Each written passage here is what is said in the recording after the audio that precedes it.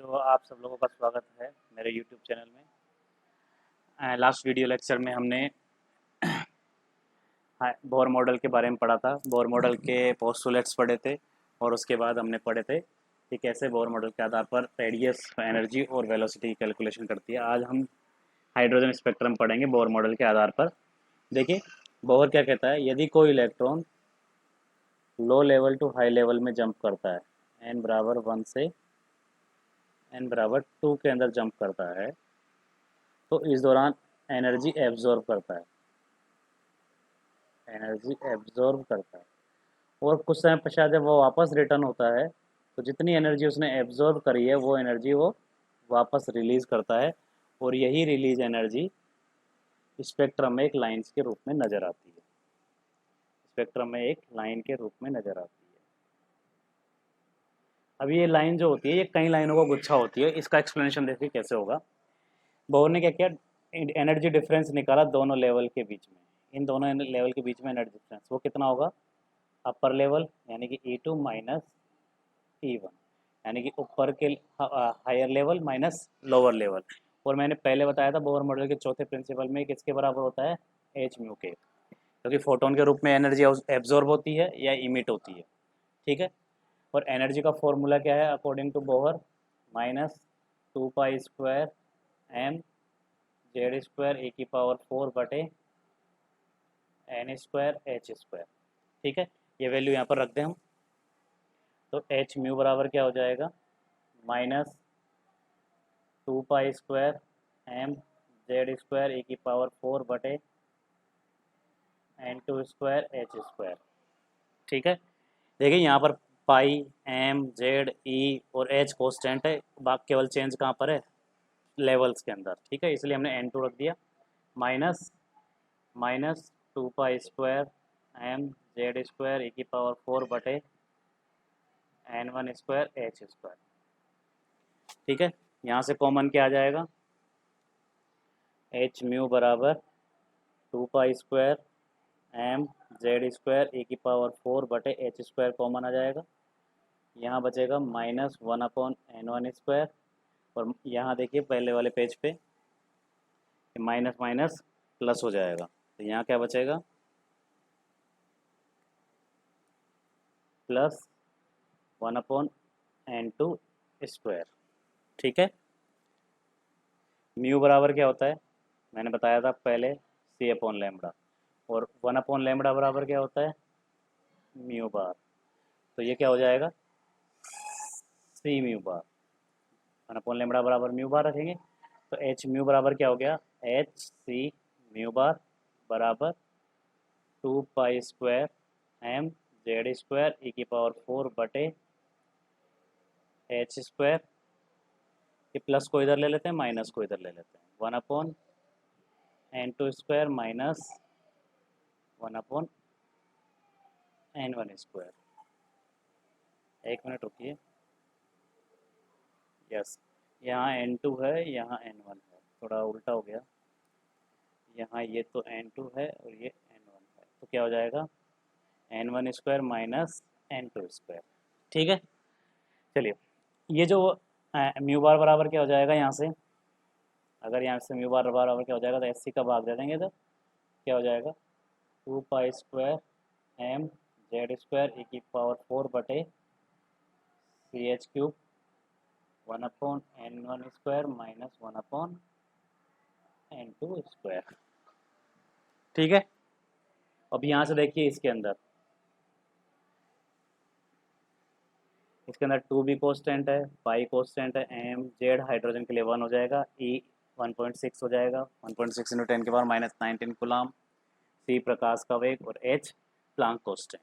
ठीक है, तो ये सारी चीज़ें कॉन्स्टेंट है, तो यहाँ क्या इस कॉन्स्टेंट की जब वैल्यू रखते हैं तो सोल्व करने पर आता है 2 pi square m z square e की पावर 4 बटे CH³। ये सोल्व करने पर आता है 109,700 सेंटीमीटर इनवर्स। इसको बोलते हैं रीडबर्ग नियतांक। क्या नाम है इसका, रीडबर्ग कांस्टेंट। RH से रिप्रेजेंट करते हैं, H फॉर हाइड्रोजन, रीडबर्ग कांस्टेंट। ठीक है, तो क्या हो जाएगा, म्यू बार बराबर RH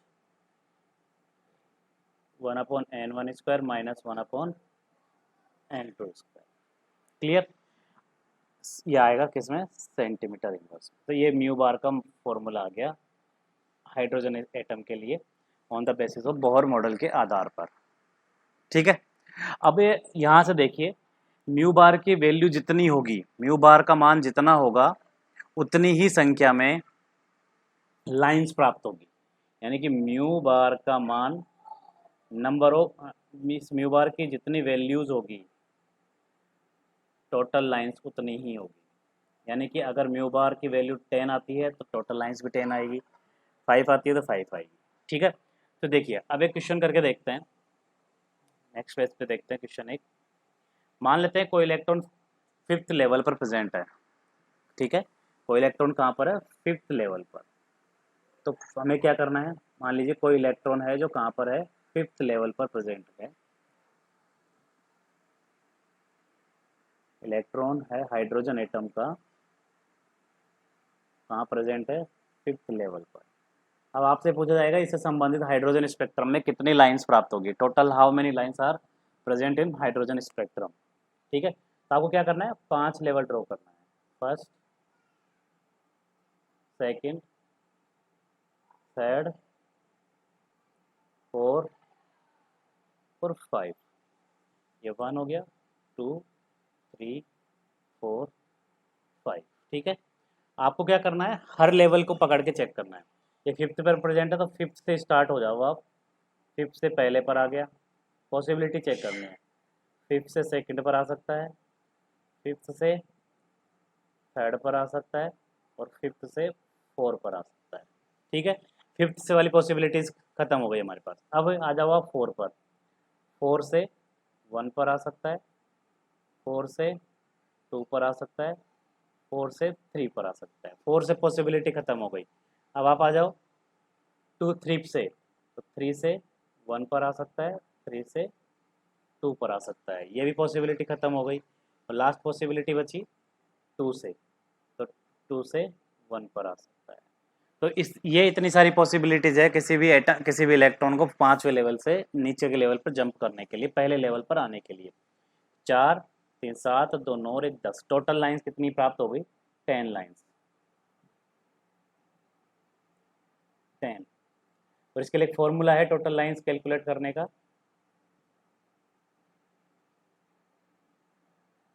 n into n-1/2। n क्या है यहाँ पर? Higher level. ठीक है, तो हायर लेवल यहाँ कितना है? 5th। तो 5 रखिए आप, 5 इंटू 5-1/2, तो क्या आ जाएगा? 5 इंटू 4/2, 5 से 2 बार, 2 से 4 2 बार कट जाएगा, 5 दूनी के 10 लाइन। टोटल लाइन्स कितनी आ गई? 10। ऐसे भी आ गई। अब देखिए 10 लाइन्स क्यों आई? हमारा म्यू का फॉर्मूला आया था, म्यू बार का फॉर्मूला आया था RH 1/n1² माइनस 1/n2²। ठीक है, अब यहाँ से देखिए 5वें से पहले लेवल पर, तो n1 कितना हो गया? फर्स्ट, और n2 कितना हो गया? 5th। तो इसके लिए कुछ म्यू का मान निकल कर आएगा, मान लेते हैं वो कितना आया? Mu bar 1। क्लियर? अब 5वें से दूसरे के लिए 5th से 2 पर जो जंप कर रहा है, तो n1 तो कितना हो गया? 2, और n2 कितना हो गया? 5। तो यहाँ पर भी कुछ वैल्यू निकल करके आएगी, मान लेते हैं वो कितनी है? Mu bar 2। इसी तरह 5वें से तीसरे के लिए आएगा, वो कितनी आई? Mu bar 3।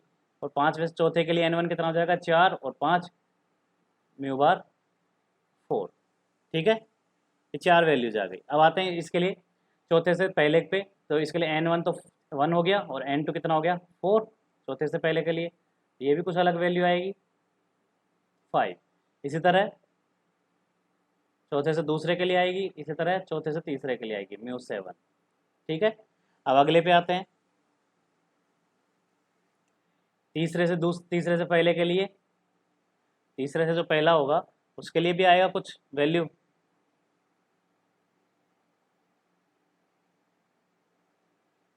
एक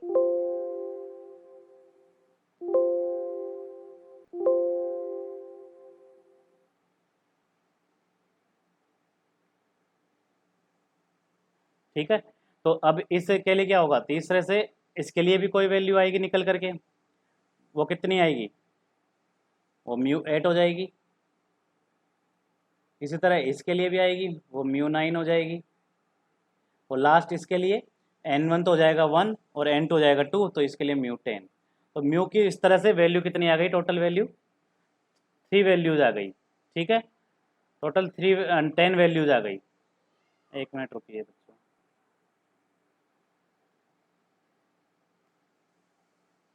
ठीक है, तो इस तरह से 10 वैल्यूज हमारे पास प्राप्त हो गई म्यू की।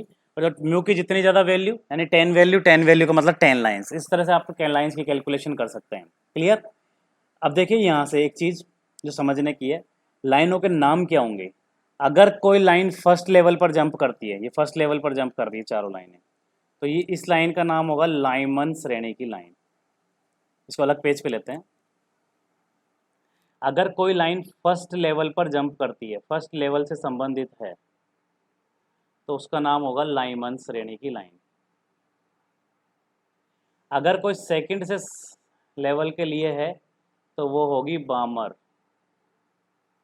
अगर कोई थर्ड से संबंधित है तो वो होगी पाश्चन। अगर फोर्थ लेवल से संबंधित है तो ब्रैकेट। अगर फिफ्थ लेवल से संबंधित है तो फंड। और सिक्स से संबंधित है तो हम्फ्री। ठीक है, तो अगर कोई फर्स्ट लेवल से संबंधित है तो वो होगी लाइमन सीरीज की लाइन। अगर कोई सेकंड से संबंधित है बामर की, थर्ड से संबंधित पाश्चन, फोर्थ से ब्रैकेट, फंड एंड हम्फ्री। यानी कि देखिए लाइनों के नाम है, फर्स्ट लाइन का नाम है लाइमन,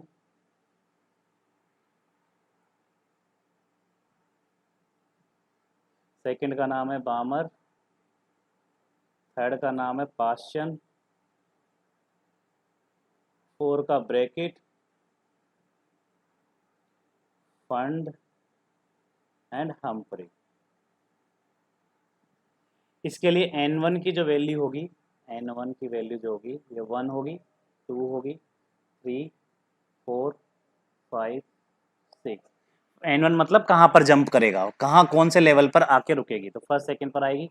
n2 कहाँ से आ सकती है, तो एक के अलावा बाकी कहीं से भी आ सकती है अनंत से। ये दो के अलावा अनंत कहीं से भी आ सकती है। ये उसके ऊपर वाले लेवल से यानी कि 3 के ऊपर वाला लेवल 4, 5 से लेकर अनंत तक कहीं से भी आ सकती है। ये 5, 6 से लेकर के अनंत तक आ सकती है। ये 6, 7 से लेकर के अनंत तक आ सकती है। ये 7, 8 से लेकर के अनंत तक आ सकती है। ठीक है, इसका रीजन कौन सा होगा, कौन से क्षेत्र में अवशोषण दर्शाएगी ये, तो ये तो अल्ट्रावायलेट रीजन में, यूवी में।